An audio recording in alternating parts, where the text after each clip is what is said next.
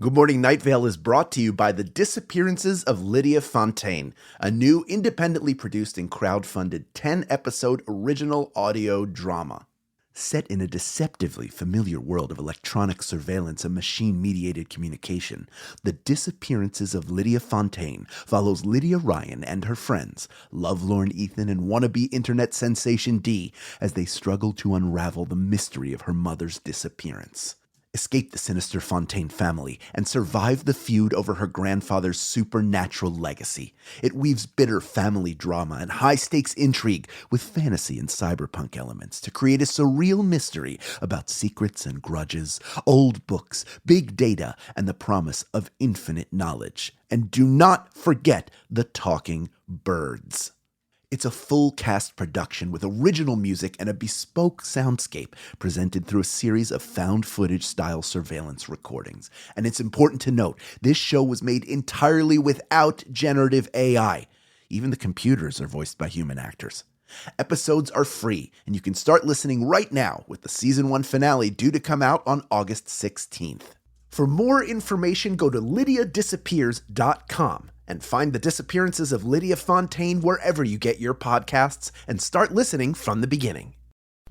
Insurance isn't one size fits all, and shopping for it shouldn't feel like squeezing into something that just doesn't fit. That's why drivers have enjoyed Progressive's Name Your Price tool for years.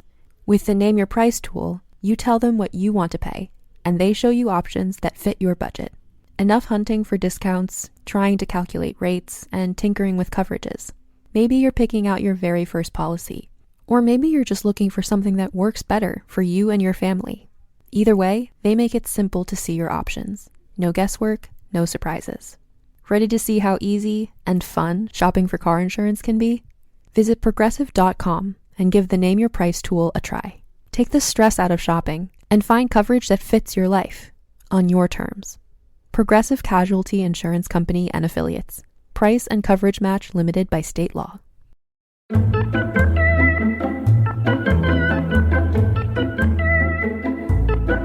Today is the third day of the rest of your life. Good morning, Night Vale.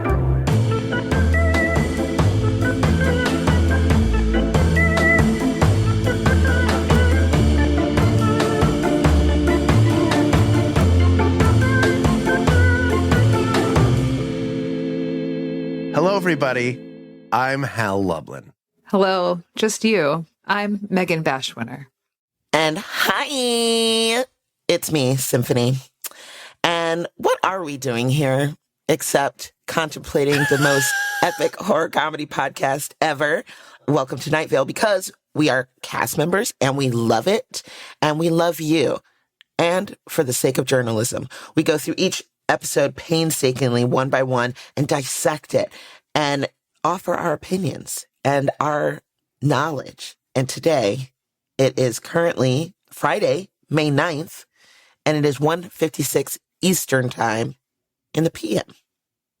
Here we are. Hooray, Chicago Pope. Chicago Pope. Yeah, we have something. We actually have a time thing, like something that happened to mark it. A Chicago and Philadelphia related Pope. I'm in heaven. What I've noticed in the past couple days is, and I think it's to do with the film Conclave, everyone's like really into the Pope. And I'm like, this was not my experience of existing in the world. Like even 5 years ago, everyone was like, the Pope, that fucking guy. Yeah. Like, who cares? And now everyone's like stoked on the Pope. And I'm like, it seems like too many of you watched Conclave and not enough of you watched Spotlight. Like what? Yeah, I've watched both. Somebody who's watched and enjoyed both, I will say, and as a Jew, I will say, I have no personal relationship with this Pope at all, or really the Catholic Church in any way, shape, or form. You do you. But I think it's hilarious that it's someone from Chicago and that his brothers are both giving television interviews. Like, no, he's a Sox fan. Yeah. Like, just the fact that we have the context for this person who has taken the highest office in their organization, but feels like someone who you would have run into or at Portillo's, or someone who went to Villanova and therefore has definitely gone to Wawa.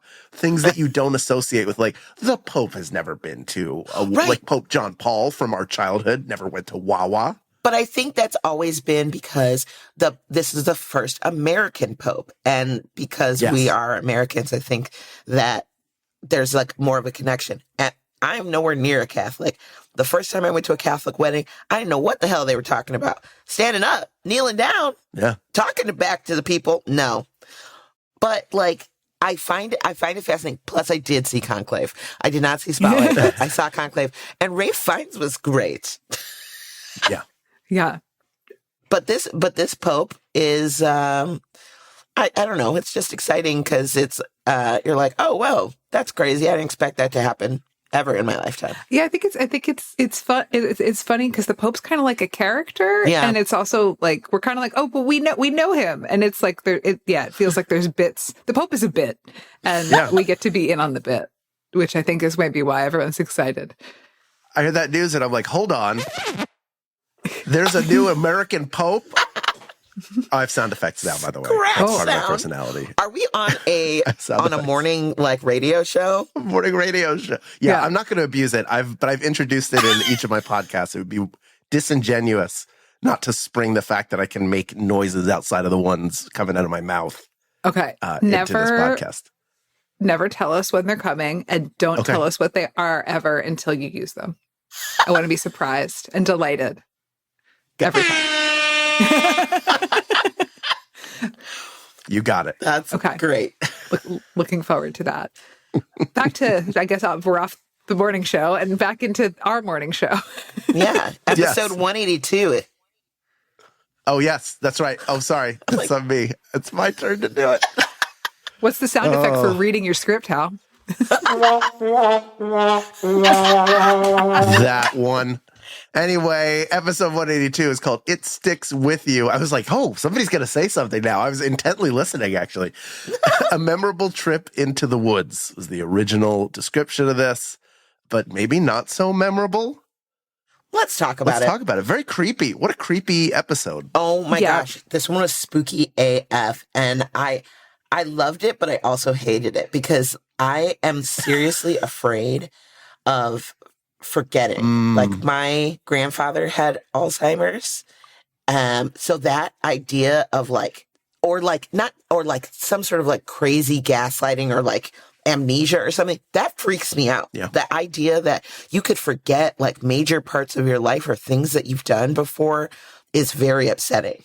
It's like you're being gaslit by the universe. And especially like when he went back and like when we listened to the tape.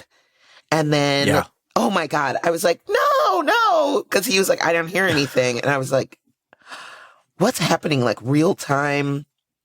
Mm-hmm. It's not re-education. Like, is it re-education? Is who's doing it to him? Like, what's happening? Is it the owls? I feel like it's the owls. Okay. Or the owls, what is being interpreted as owls is some sort of a harbinger. But it feels to me like a time loop. Like caught in this horrendous loop of going back to the same spot, getting inside the same hollowed out tree, not being able to get out, hearing the sounds of the owls becoming deafening, and then the light coming in, and just like there's some terrible thing that was either started with his mother or independent of his mother. Yeah, and the fact that it's been happening since then. And she would go there and they would he remembers now bringing flowers because he didn't mention that at the beginning when he first talked about them going into the woods. Also, anytime he brings up his friggin' mother, she sounds like a bad mom. Yeah. No, I mean, I don't want to judge anybody's parenting, but I'm judging this bitch. She'd be like letting him like just pick up like and touch stuff and like jump off of stuff and like with no concern about his safe, like him or like their safety or anything about them. She seems complicated and mentally ill. Yes, complicated. She like runs away from them in the woods and then they're just like alone in the woods. And she's just like, the vibes are for sure weird with Cecil's mom. Is this a Jeffrey episode? This is indeed a Jeffrey episode. Okay. the context of that is that this is right when Random Horror Number Generator podcast started. And so Jeffrey, a person who did not like horror movies before this time and didn't really watch or consume them that much, then just started watching a bunch of horror movies. And so this is like the sort of brain takeover of horror. Like, this is your brain on horror that happened to Jeffrey with this episode. So everything sort of takes a turn to horror, like even the traffic sections. Right. Yeah. And there's another section that just turns to horror. Like it all ends up back there at the scary place. It starts somewhere sweet and nice and then just ends up at like someone sort of begging to be abducted by aliens. Yeah. Yeah. I mean, some of the hallmarks of a Jeffrey episode are sports reference. So the entire Field of Dreams run is very Jeffrey, but also that idea of like you can walk around and just pick stuff up, while it is negligent in this case, is also very much a Gen X thing. Like my parents would definitely be like, "Hey, put that can down." Like, you're just picking up stuff off of the ground. I think that's a little not that we're that far apart in age. I'm definitely older. You're both much younger than me, but younger and more beautiful. And well, that goes without saying. That's regardless of age. Outside of age, you are both more beautiful than I am. Oh. But I'm wearing a much cooler Eagles hat right now. That is so true. It's a good hat. It is a good hat. It's a really good hat. That's all I have. Thank you. Let's go, Birds. Thank you very much. Go Birds. Go Birds. Go Birds, dickhead. What are you talking about? But there is like a weird Gen X thing of like, you just went and played in an alley and come back when the lights go on. Yeah. So I think there's a little piece of that in it that you wouldn't do now, that Gen X people who became parents certainly did not do at all. Like, it's just a way different. There is like a piece of that of like, yeah, you go around and you touch things and you explore nature. Yeah, I played in the woods unsupervised a lot as a child. I played with like fire in the woods unsupervised as a child, like lots of like sharp metal things and like broken shit and like lots of like rust and like there was I remember being heavily unsupervised from like the age of 6 until present day. Mm-hmm. So yeah, playing in the woods a lot. I would not let Iris at all. Right. No, right? Right. Nowadays, like there's so many dangers, but like, there were those dangers back then, but I feel like it wasn't as like, we didn't hear about it as much. Or it was like, maybe that's when it started. Do you know what I mean? Like, people used to hitchhike and now they don't hitchhike because of the stories of people getting murdered when they hitchhike. Right. Yeah. Yes. So like back then, like, people would just go, like, I know my mom was like, go outside and I don't want you home until the lights come on the street, like, get out of this house, sort of thing. And I don't think that makes our parents bad parents, because it was good. I liked running around in nature and getting hot and sweaty and riding my bike and then figuring it out on the fly. But also there's this element of maybe there weren't as many people just like snatching kids off the street as there are like these days, you know what I mean? Or like, maybe there were. I don't know. I think we're more aware of it. We're just more aware. I think we're more, look, 2 blocks, my childhood home, like early childhood until I was like 8, 2 blocks down, there was a guy who either kidnapped and murdered people in his basement or just kidnapped and had people in his basement. Like, that stuff was happening, but it was like, did you hear what happened with that person? We're confronted with things you can't escape information being put in your face, in your ears, in your eyes, in your brain, 24/7, regardless of whether it's factual information or not. So and whatever you latches into you. So if you watch one thing about raw milk, all of a sudden everything is raw milk, and then you are poisoning yourself with raw milk because you've built a little information prison. Okay. Information was in quotes. I don't know if you could tell from my voice there. That tells you like, this is the worst it's ever been, where that may not necessarily be true. We may be more aware of it now, which is a good thing. Like a lot of terrible things. Right. Like, or just anything. Like people who think that trans people are somehow new and haven't existed for as long as people have existed, because it wasn't in front of them and it was not talked about widely. in a way, like sometimes it works in a positive way. Like, yeah, you should be aware there are people who are not like you who are here, but are people like you. Like the difference is not something that needs to be, you need to be afraid of. Like meet other normal people who just aren't you. Right. Like we have that as well. So there's this weird trade-off. And I don't know that there's any way to say, here comes all the good stuff and we filter out the bad stuff. I don't know that that's possible. I don't know if it ever was. I don't know that it ever will be. Welcome to my TED Talk. Mm-hmm. Well, all I know is I do think it's still important for people, especially kids, to explore nature. And so I like the idea of doing family hikes. So like when Carlos and him take Esteban and he's able to play with toads and like, you know, he wants to pick up the rabbit, but he's not going to, you know, they say no. I thought it was so funny. The part about like how they look like they want to hug, but they do not want to hug. Yeah. So true. Yeah. Why friend shaped if you don't want to be friend? I mean, there's so many animals that I'm like, you are so, if I could be guaranteed I wasn't going to get rabies, I would pick up a fucking raccoon in a second because they're so freaking cute. Right. To me. Just have it as like your purse pet. Yeah. You could like have a raccoon in your purse. Sit on your shoulder once in a while. You feed it. Right. And I just like the way their little hands, little hands move, like all like kind of twitchy and like whatever. And they like grab things and then they'll eat like cat food and they're like, it's so freaking cute. Hell yeah. Yeah. I think if I have that feeling too, and I think that's why I could be the first human to like seriously be murdered by a gorilla, because I just wouldn't get it. And I would be like, oh, you want a hug? Like, let's hug. And the gorilla would be like, no, please leave me alone. I go, come on, please. Everybody, I can hang out. I'm one of you. They're like, no, you're a threat to the children. You just show them your gorilla collection. Yeah. I wouldn't be did like. you say you could be the first person to be murdered by a gorilla? A person who's ever been murdered by a gorilla? I think that's if it's happened, it's very rare. Oh yeah, like even for sure. In captivity or in the wild. Like they don't want. They're very like sweet natured animals, and they're not looking to like fight. Now, if they're challenged, if you're threatening them, then yes. But I mean, like to go in and just hang out. Like if you go to like the gorilla encounters in the mountains, it's funny to see them. Like sometimes the gorilla will go past and just shove people over because they're in the way. But there's no. I think people get scared because you don't know what an animal's going to do. But gorillas are very sweet animals that deserve our love and respect, and there should be a lot more of them than there are on this planet. Hal, don't hug gorillas.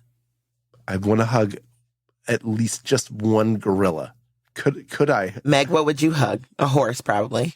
Well, yeah, you can hug a horse though. If you know what you're doing, you can hug a horse. Horses that like in people, a horse that's peopled, you know, that they let you pick up their feet. Like they'll let you do anything.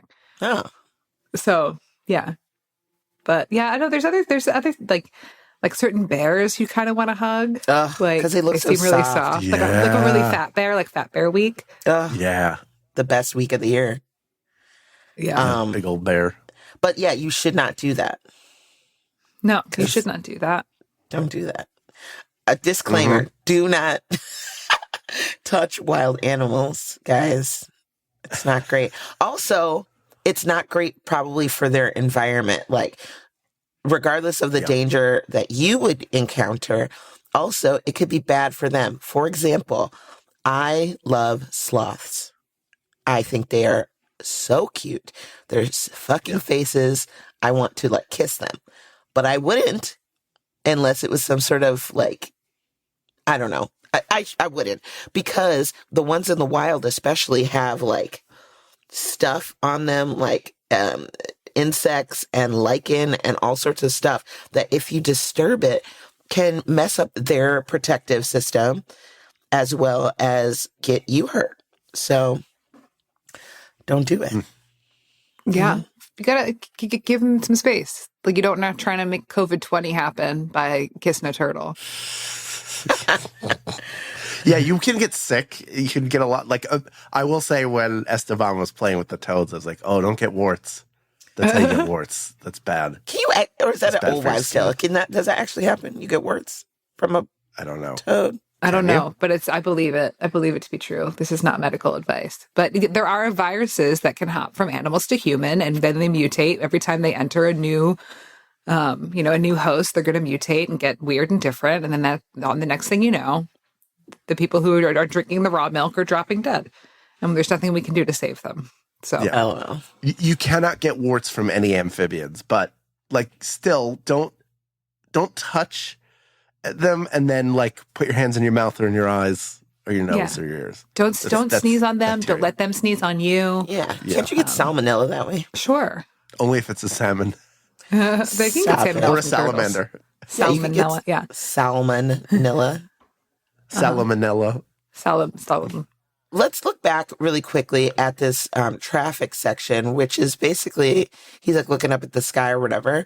And this is like he wants to be abducted or thinks he's going to be abducted or maybe being abducted.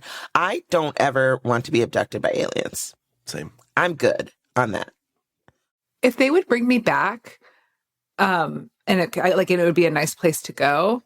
Like if it's just like a break, like if I'm imagining just like a spa vacay? like experience. Okay. Yeah. But then it's like a great excuse. Like I don't have to be like, you don't have to be like, oh, I'm sorry, I missed work. I was abducted by aliens. Or like, I'm sorry, like I need a couple days off from being a mom. I was abducted by aliens.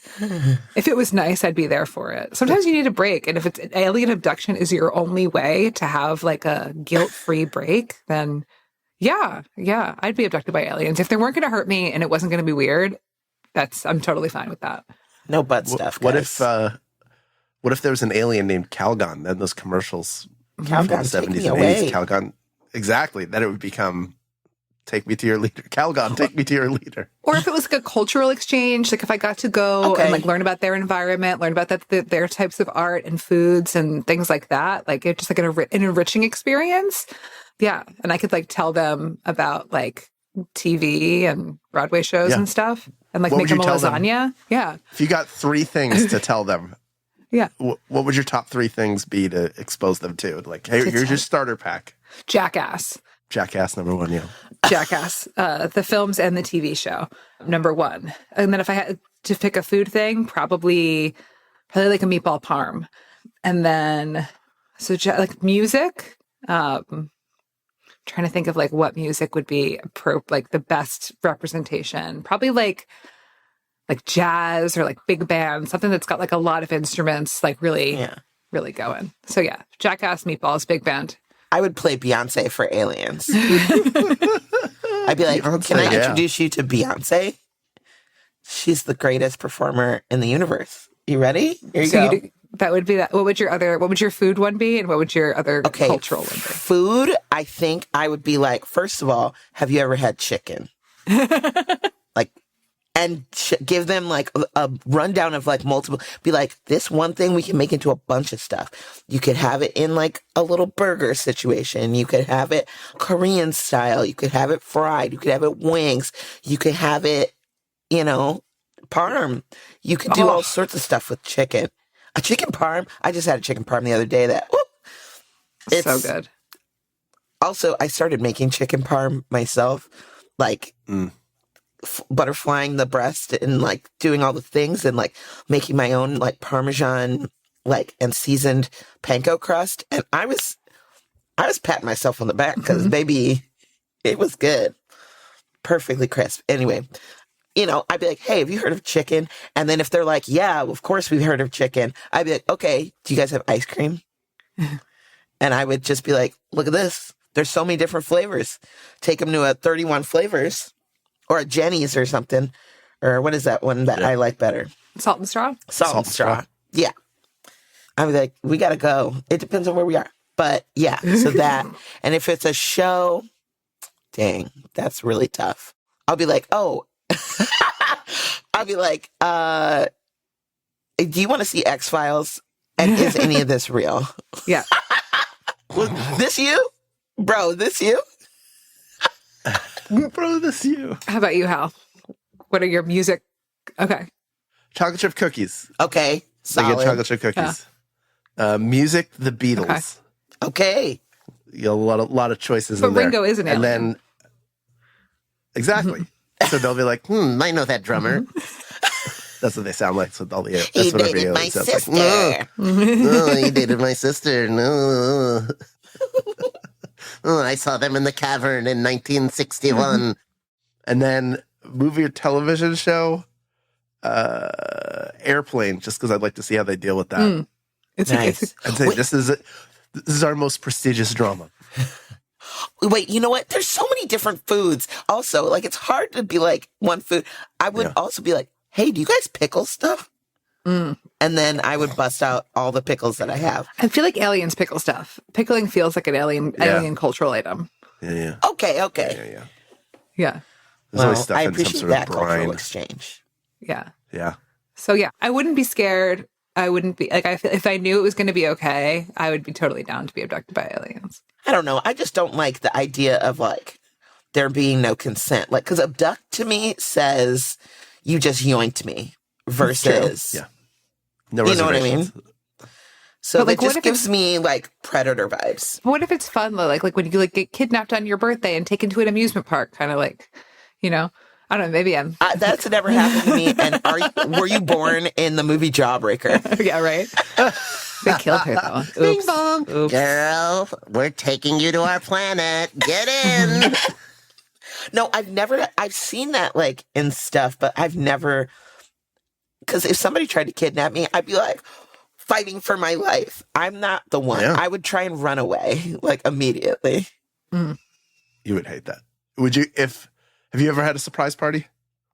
I've never had a No. surprise For you? party. No. Would you?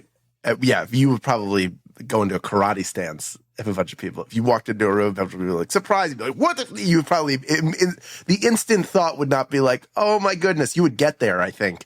But I also feel like you would be very upset I would panic for first. maybe a little bit longer than anybody would think.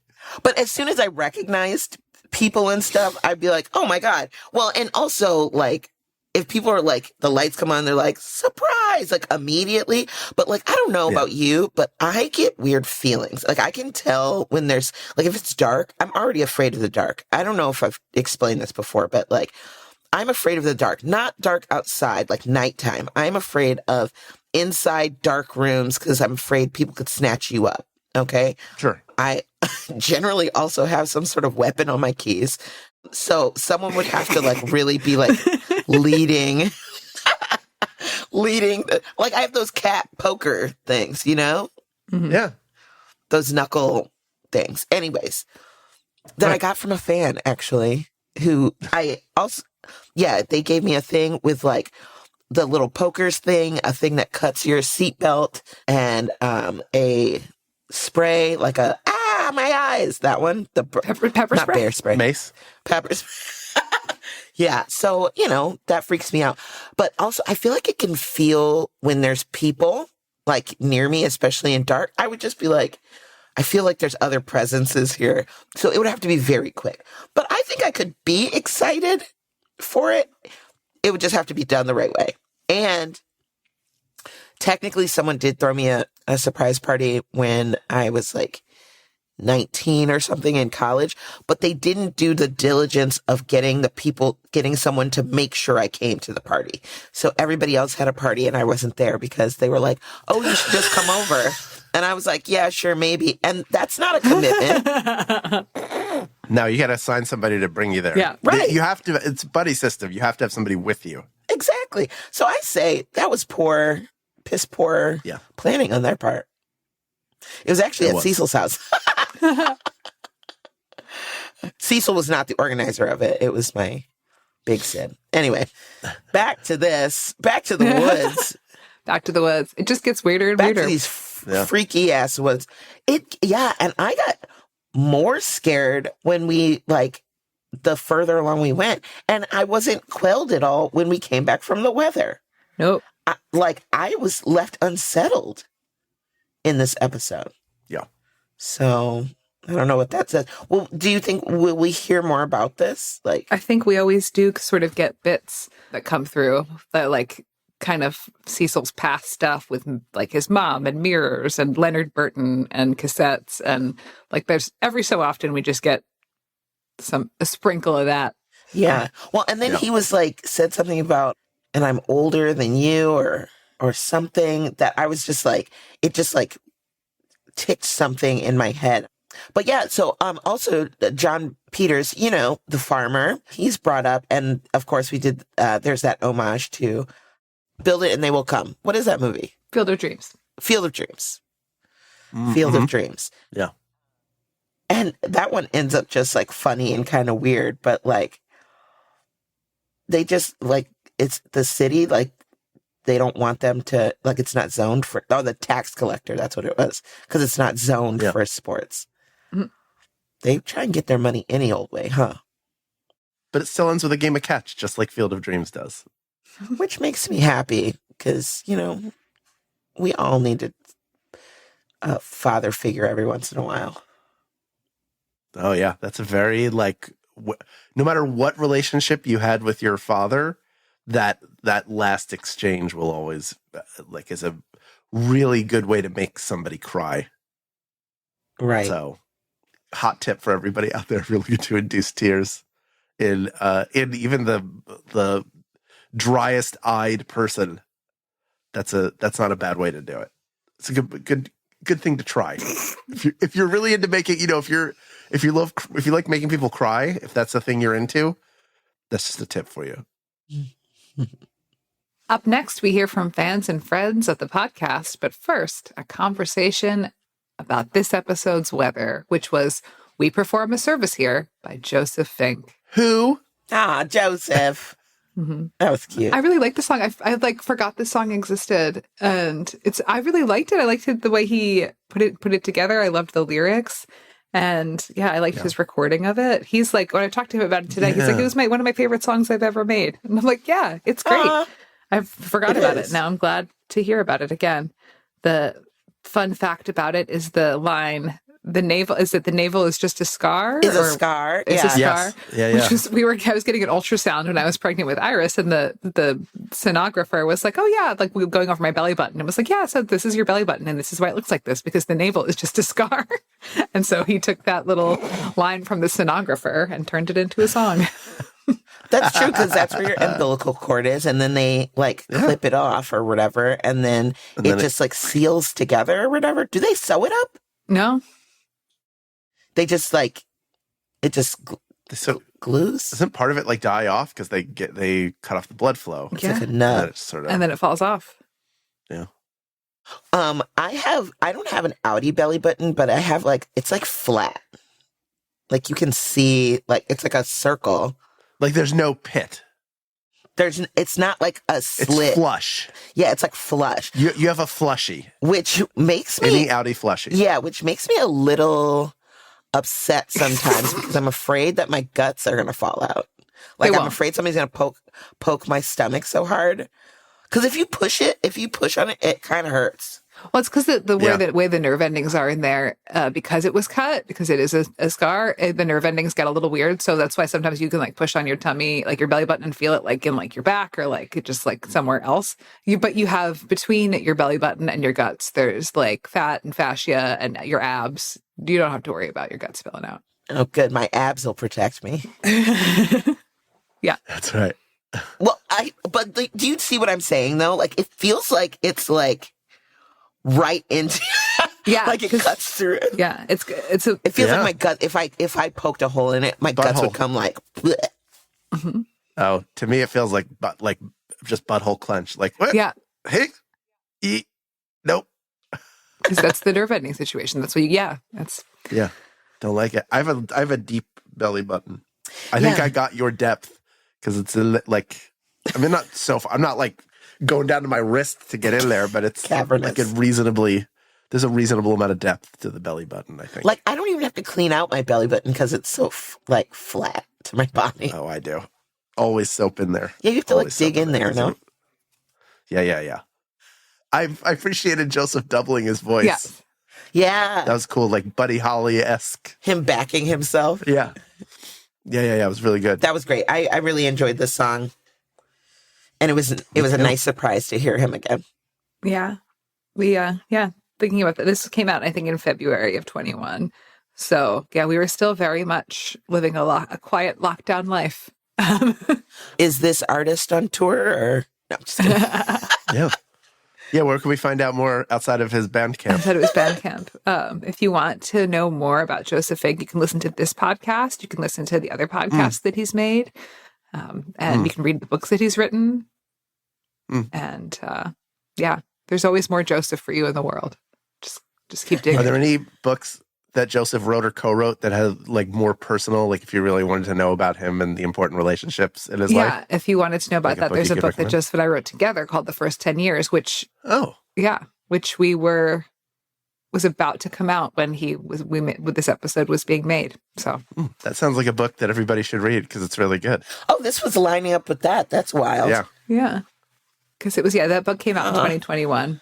The last year in the book, though, is 2019. So if you want to see what our world was like before the pandemic and before we became parents, right, you can read that book.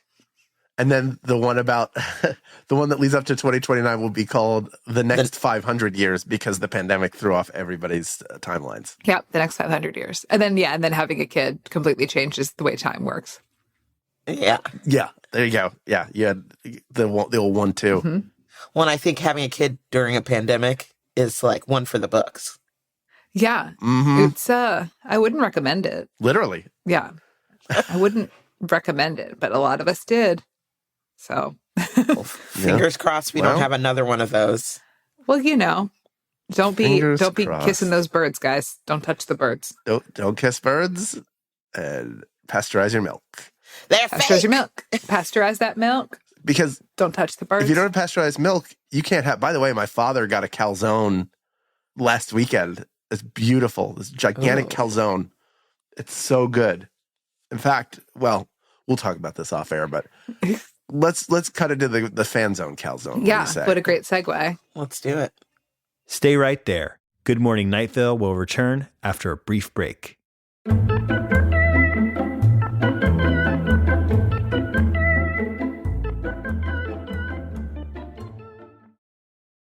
Lately, I've been all over the place. Between touring, dog sitting, and traveling, my routine has become non-existent. Now that my travel schedule has slowed down, I need to get back to eating real food and not just grabbing what I can when I can. And Factor is making that easier for me. Factor meals are ready in 2 minutes and require little to no prep and no cleanup. So even on the days when my schedule is completely out of whack, eating well is still achievable. Like today, I had 3 meetings and a client. By the time I was done, I was hungry and I just needed to eat. So I grabbed the Beurre Blanc filet mignon with Parmesan risotto and it was delicious. I was amazed at how tender it was and how flavorful the risotto was and saved me from having to pick something up quick. And in 2 minutes, I had something healthy, fresh, and delicious. So if you like fast, easy, and delicious meals, I think you would like Factor meals too. Let's eat real. Head to factormeals.com/GMNV50OFF and use code GMNV50OFF to get 50% off and 1 free breakfast item per box for 1 year, while supplies last until 10/31/2026. That's code GMNV50OFF at factormeals.com. GMNV50OFF at factormeals.com.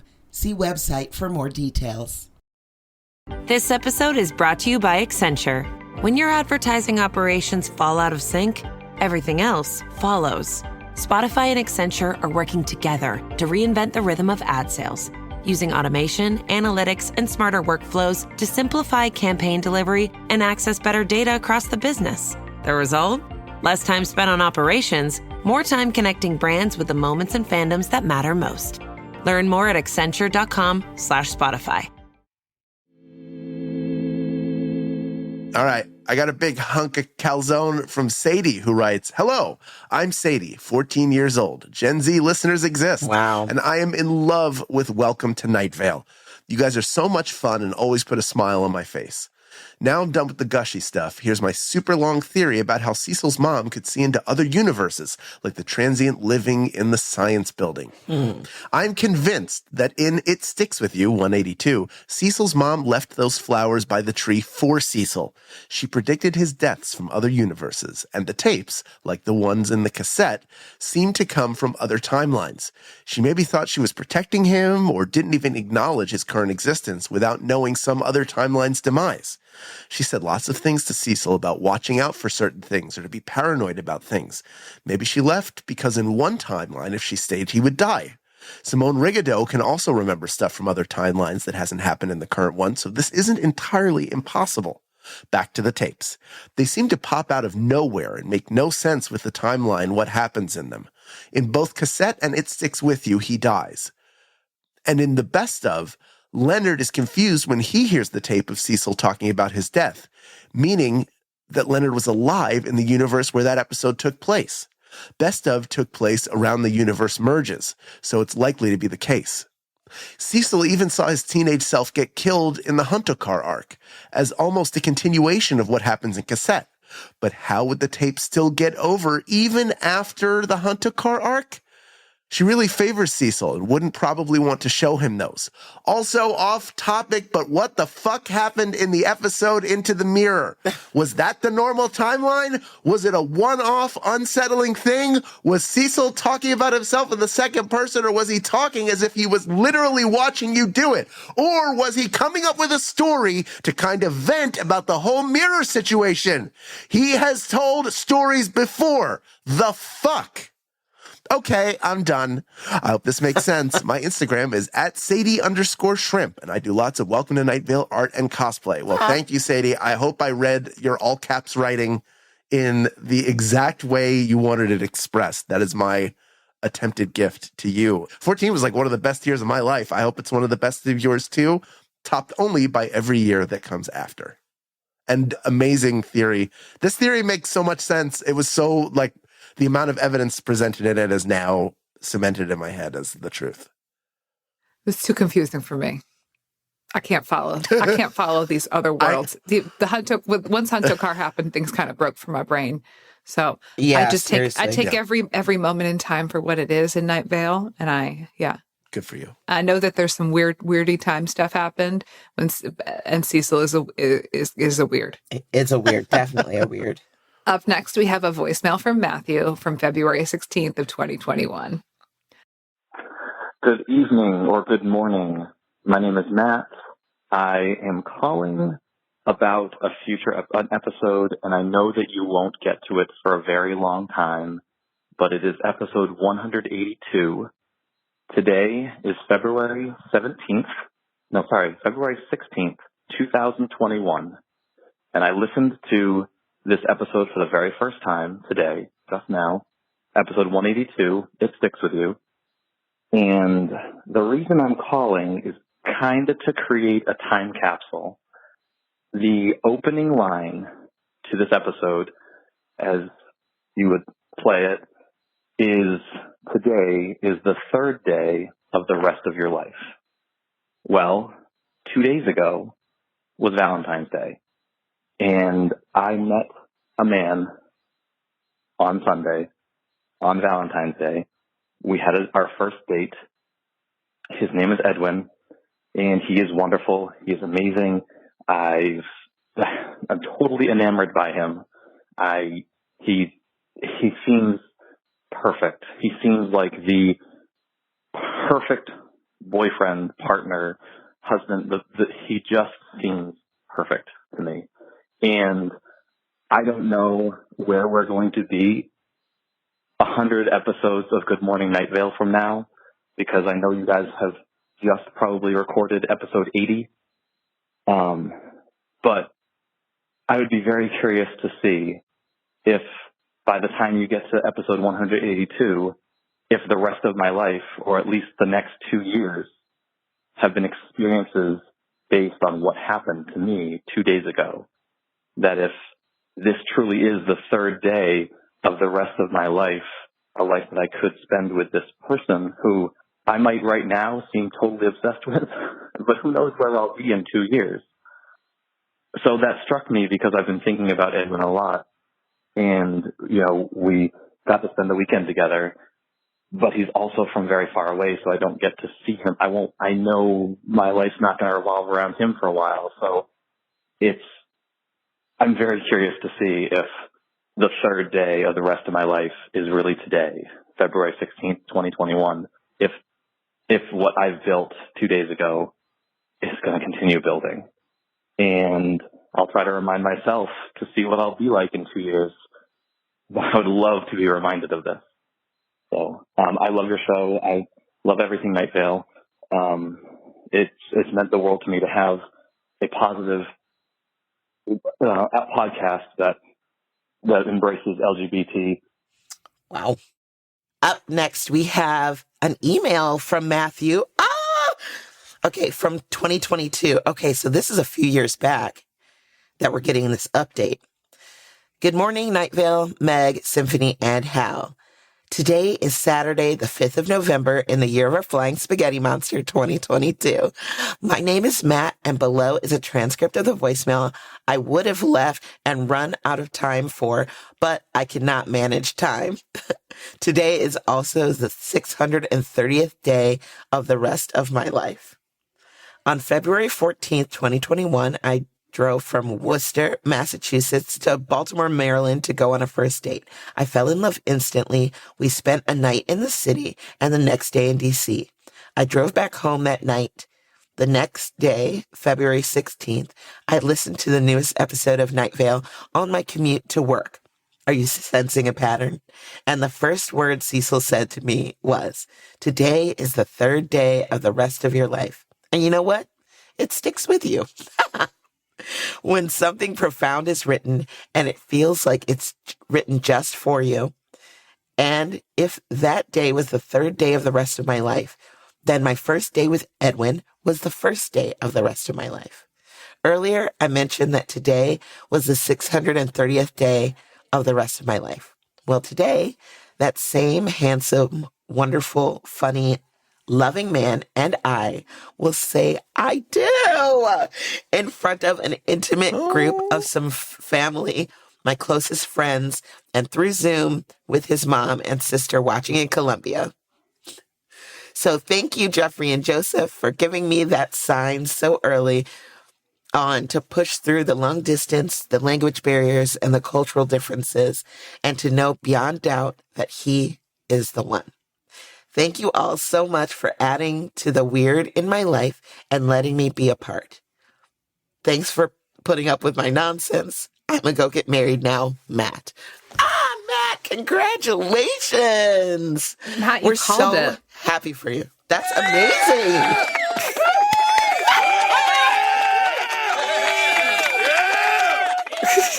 Oh, yeah. That's how I felt. So cool. You called it, and then you called us and told us about it. And then a year and a half later, you married him. That's just... That's like rom-com territory. I love it. And I love it for you. I love this journey for you. And so happy to be even at the tiniest, minutest bit of your love story. Hear, hear. So thank you to Matt and everyone who has listened and written into us, sending us your comments, theories, headcanons, questions. Keep them coming, baby, because we will keep bringing you this show. Next episode is called The Nephilim. Until the next time, good morning, Night Vale. Good morning.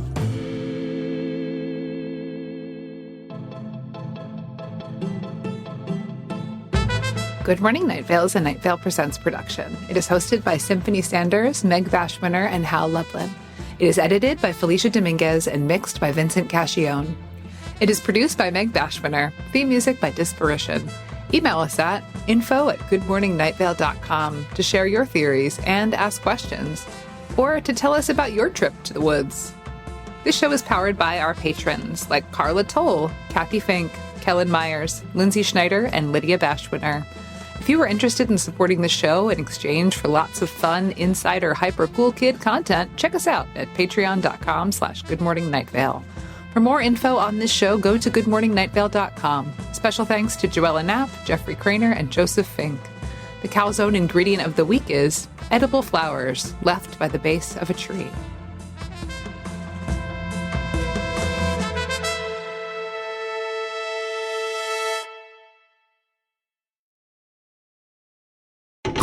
A burst pipe, a dead water heater, the AC calling it quits. Who do you call?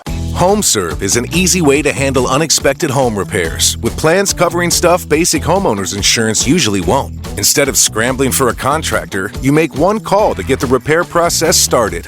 Join the millions of customers who trust HomeServe right now. Go to homeserve.com/podcast for 50% less your first year. That's homeserve.com/podcast. Savings compared to renewal price. Void in Florida. I'm not giving up. I am selling the building. The final season of FX's The Bear. The restaurant is flooded. Everything's either going to be okay. No, stop! Or not. We are outgunned and we are outmanned, but we have each other. FX's The Bear, the final season. All episodes now streaming on Disney+.